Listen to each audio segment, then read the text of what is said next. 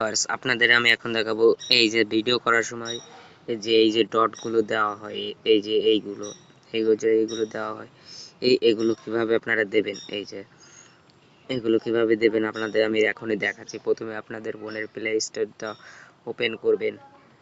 Play স্টোরটা open করে এখানে search বটনে গিয়ে ক্লিক করবেন, আর এখানে লিখবেন,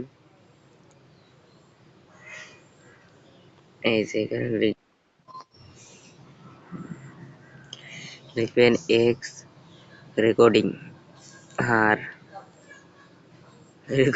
এক্স রেকর্ডিং স্ক্রিন, এই যে এইটা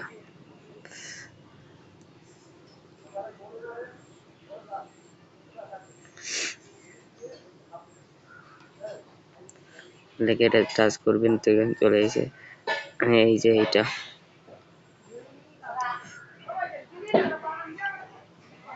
আর এটা ইনস্টল দেওয়া আছে তাই ওপেন দিতে হবে।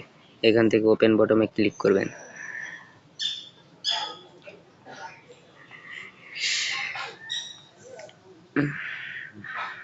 লোড নেবে, লোড নেওয়ার পরে এখানে দেখুন